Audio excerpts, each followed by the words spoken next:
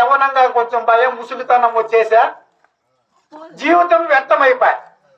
మనము ఎక్కడి నుండి వచ్చినాము, ఎక్కడికి పోతామో, మనం వచ్చిన కర్తవ్యం ఏమనేదే మర్చిపోయినాం.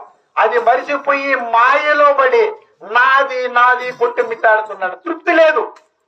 ఎవడు తృప్తిగా ఉండేవాడంటే కోరికలు లేనివాడు కోటీశ్వరుడు, ఆరోగ్యంగా ఉన్నవాడు ఐశ్వర్యవంతుడు. ఫస్ట్ మెసేజ్ మీరందరూ వినాల్సింది.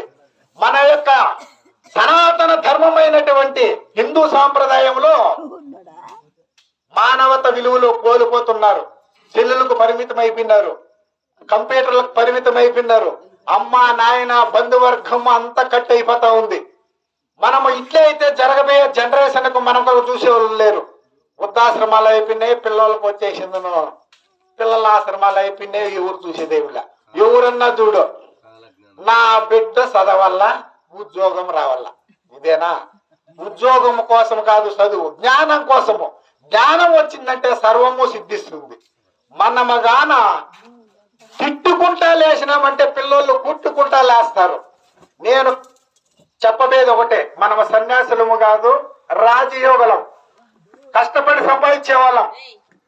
మనము పిల్లల కోసమైనా మార్పు చెందల్లా. అయ్యా నేను ఒకటి చెప్తా,